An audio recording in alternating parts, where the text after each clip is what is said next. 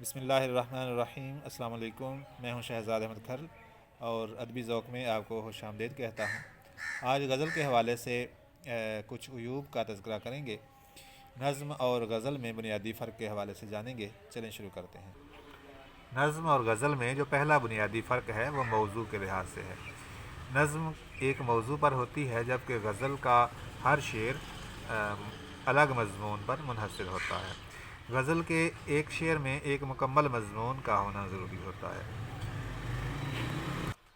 نظم میں چونکہ نظم کا ایک موضوع ہوتا ہے تو ہر شعر میں مکمل مضمون لانا ضروری نہیں ہوتا،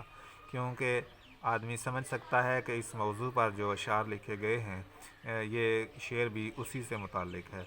لیکن غزل کا ہر شعر مکمل مضمون پر محمول ہوتا ہے۔ اگر اس مضمون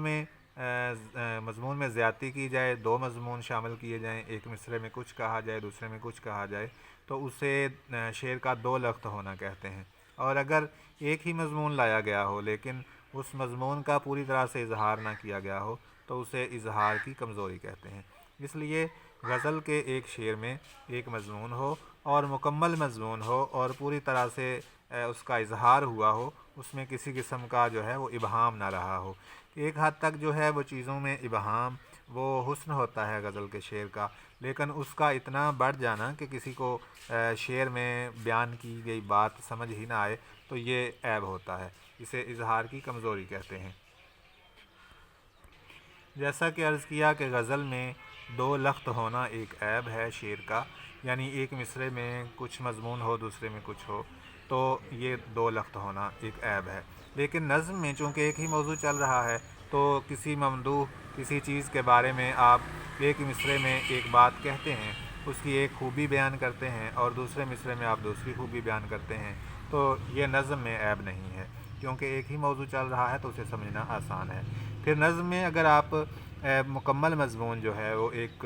شعر میں نہیں لا پائے تو وہ بھی عیب نہیں ہے، کیونکہ وہ پوری نظم جو ہے وہ ایک موضوع کے گرد گھوم رہی ہے، ایک مضمون بیان کر رہی ہے، تو ان میں آئے ایسے اشعار کو سمجھنا آسان ہوتا ہے کہ یہ کس حوالے سے ہیں۔ اگرچہ نظم میں بھی مصرعے اور اشعار آپس میں مربوط ہوتے ہیں، ظاہر ہے کہ ایک موضوع کے حوالے سے بات کی جا رہی ہوتی ہے تو ان میں ربط پایا جانا ضروری ہے، لیکن وہاں ربط غزل کے شعر کی طرح مطلوب نہیں ہوتا۔ غزل کے شعر کو دو لخت ہونے سے کیسے بچایا جا سکتا ہے؟ جب ہمیں معلوم ہے کہ غزل کے ایک شعر میں ایک مکمل مضمون پیش کرنا ہے اور اسے دونوں مصرعوں میں پیش کرنا ہے تو مضمون کے دو حصے کیے جائیں۔ ابتدائی طور پہ تمہید پہلے مصرعے میں رکھی جائے جس میں آپ جس مضمون پر بات کرنے والے ہیں اس حوالے سے کچھ بات ہو۔ یہ تمہید پڑھنے اور سننے والے میں ایک تشنگی اور انہیں ایک ابہام کی طرف لے جائے گی کہ ان کے اندر ایک اشتیاق پیدا ہوگا کہ وہ کہنے والا شاعر جو ہے وہ اپنے شعر میں کیا مضمون پیش کرنے جا رہا ہے۔ تو پھر اس کے بعد آپ مضمون کا اہم اور چونکا دینے والا حصہ جو آپ اصل مضمون سامعین کے سامنے رکھنا چاہتے ہیں آپ وہ دوسرے مصرعے میں پیش کریں گے۔ تو دوسرا مصرعہ پڑھنے کے بعد یا سننے کے بعد پڑھنے والا سننے والا ایک خوشگوار احساس کے ساتھ وہ اپنی تشنگی کو دور کر پائے گا۔ وہ خوشگوار احساس اسے ایک نیا مضمون، ایک نیا علم معلوم ہونے سے کا ہوگا، یا ایک معلوم شدہ چیز کے حوالے سے ایک معلوم شدہ چیز کا ایک نئے زاویے سے ایک نئی جہت سے علم ہونا، یہ احساس اسے ضرور ہوگا۔ اگر آپ شعر میں نیا مضمون لائے ہیں، یہاں آپ بڑھتے گئے مضمون کو آپ نے ذرا منفرد طریقے سے پیش کیا ہے، لیکن اگر آپ کا مضمون بھی پرانا ہے اور اس میں کچھ اظہار میں بھی انفرادیت نہیں ہے تو پھر آپ کا شعر جو ہے وہ پڑھنے والے کو متاثر نہیں کر پائے گا۔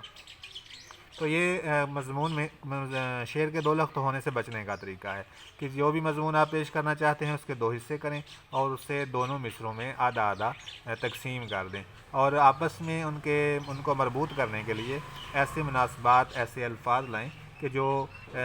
معلوم ہو کہ یہ دوسرا مصرعہ بھی پہلے مصرعے ہی سے متعلق ہے اور اسی مضمون کی تکمیل ہے، ورنہ وہ شعر دو لخت کہلائے گا۔ غزل کا ایک اور اہم عیب ہے اظہار کی کمزوری۔ غزل کے شعر کا ایک اہم عیب ہے، جیسے کہ عرض کی گئی کہ ایک مضمون جو ہے وہ غزل کے ایک شعر میں مکمل ہونا چاہیے اور اس کا اظہار بھی مکمل ہونا چاہیے۔ بعض اوقات ایسا ہوتا ہے کہ دوران مشق ہم بہت سے الفاظ اپنے اشعار میں شامل کرتے ہیں، پھر وزن شعری کے لیے انہیں نکالتے ہیں، ان کی جگہ مترادفات لے آتے ہیں، تو ہم سمجھتے ہیں کہ شاید ہمارا شعر جو ہے ہمارا مضمون کا پورا اظہار کر رہا ہے، لیکن ایسا نہیں ہوتا، کیونکہ کچھ مضمون کا کچھ حصہ جو ہے وہ لکھنے والے کے ذہن میں موجود ہوتا ہے۔ چونکہ شعر لکھنے والا سارے مضمون سے آگاہ ہے اور اس کے ذہن میں سارا مضمون موجود ہے، اس لیے وہ چند الفاظ سے ہی سمجھ لیتا ہے کہ اس سے میرے مضمون کا اظہار ہو گیا، لیکن پڑھنے والے نے انہی الفاظ پر انحصار کرنا ہوتا ہے، اس کی رسائی لکھنے والے کے ذہن تک نہیں ہوتی، اس لیے وہ سامنے اس کے جو الفاظ پیش کیے گئے ہیں وہ پوری طرح سے مضمون کا اظہار نہیں کر پاتے، تو اس عیب کو اظہار کی کمزوری کہتے ہیں، اور یہ ایک بڑا عیب ہے، کیونکہ جو شاعر جو بات کہنا چاہتا ہے، جو سمجھانا چاہتا ہے یا جو مضمون پیش کرنا چاہتا ہے، اگر سننے والے پڑھنے والے اس تک پہنچ نہیں پاتے تو یہ ایک بڑا عیب ہوتا ہے، کیونکہ ہم جب شاعری کسی کے سامنے پیش کرتے ہیں، سوشل میڈیا پر شیئر کرتے ہیں یا مشاعرے میں پڑھتے ہیں، تو وہ شعر ہمارے اپنے لیے نہیں ہوتے بلکہ لوگوں کے لیے ہوتے ہیں، تو جو لوگ سمجھ نہ پائیں جس شعر کو، اس کا لکھنے کا فائدہ نہیں، کیونکہ ہم جو اپنے لیے لکھتے ہیں وہ تو ہمیں ڈائری میں سنبھال کے رکھنا چاہیے، کسی کو دکھانا بھی نہیں چاہیے، لیکن جب دوسروں کے لیے لکھا تو ہمیں وہی زبان استعمال کرنی ہے، وہی الفاظ استعمال کرنے ہیں جو سامعین سمجھتے ہیں، اور وہی تراکیب لانی ہیں جو سامعین کے لیے اجنبی نہیں ہیں اور وہ اس مضمون تک آسانی سے پہنچ سکیں۔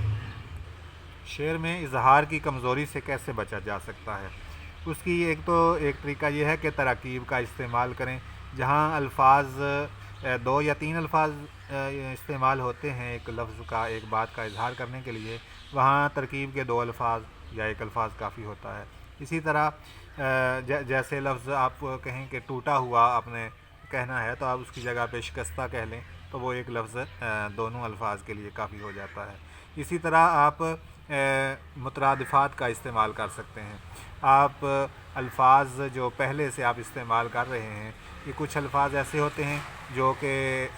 کم معنی رکھتے ہیں اور کچھ الفاظ جو ہیں وہ زیادہ معنی رکھتے ہیں، تو ہم ایسے الفاظ کا استعمال کر سکتے ہیں تاکہ مضمون جو ہے وہ 2 مصروں میں پورا کیا جا سکے۔ جیسے آپ کسی کو کہیں وفا کرنے والا کہنا چاہیں تو وفا شعار اس کے لیے آپ استعمال کر سکتے ہیں۔ اسی طرح تیسرا آپ کے پاس اختیار یہ ہے کہ آپ بڑی کا انتخاب کر لیں، بڑی بحر کا انتخاب کر لیں جس میں آپ کا مضمون جو ہے وہ پوری طرح سے سما سکے۔ بحر کا بدلنا ایسی صورت میں ضروری ہو جاتا ہے جب کوئی بہت ہی اہم مضمون ہو اور آپ کی جاری غزل میں، زیر مشق غزل میں سما نہ رہا ہو، تو آپ اس کے لیے بحر بدلیں، اس لیے کہ مضمون ضائع کرنے سے بہتر ہے کہ آپ کسی دوسری بحر میں ایک شعر کہہ لیں، اس کے ساتھ مزید اشعار ہو جائیں گے اور غزل پوری ہو جائے گی، اور اگر پوری غزل نہ بھی ہو تو وہ ایک شعر بھی آپ کے پوری غزل پر بھاری ہو سکتا ہے اگر اعلیٰ مضمون ہے اور اعلیٰ طریقے سے اسے کہا گیا ہے، کیونکہ وہ اعلیٰ مضمون بھی آپ کی رواں غزل میں اگر درست طریقے سے استعمال نہیں ہوا، پوری طرح سے اس کا اظہار نہیں ہوا تو وہ ایک عام سا شعر ہوگا، لیکن اگر آپ بحر قافیہ ردیف کے انتخاب کا اختیار اپنے مضمون کو دیں اور اس کا پوری طرح سے اظہار کریں تو وہ ایک ہی شعر جو ہے وہ پوری غزل پر بھاری ہو جائے گا، اس لیے مضمون جو ہے وہ سب سے اہم ہے، اسے جاری اور زیر مشق بحر میں اور غزل میں شامل کرنے کے لیے اس پر زیادہ دباؤ نہ ڈالیں کہ وہ اصل میں مضمون جو ہے وہ مجروح ہو جائے۔ آج کی ویڈیو میں ہم نے 2 چیزیں دیکھیں، ایک غزل میں شعر کا 2 لخت ہونا اور پھر اس 2 لخت ہونے سے کیسے بچا جا سکتا ہے، اور دوسرا اظہار کی کمزوری اور اظہار کی کمزوری سے کیسے بچا جا سکتا ہے۔ یہ غزل کے 2 اہم اور بڑے عیب ہیں، تو اس حوالے سے ہم نے جانا۔ آج صحن میں بیٹھ کر ویڈیو بنائی اس لیے کچھ انچاہی آوازیں زیادہ ہی شامل ہو گئی ہیں، تو اس کے لیے معذرت، اور ویڈیو کو لائک اور شیئر کریں، چینل کو سبسکرائب کر لیں، اور پھر انشاءاللہ اگلے سبق میں غزل ہی کے حوالے سے مزید کچھ عیوب پر گفتگو کریں گے۔ اللہ حافظ۔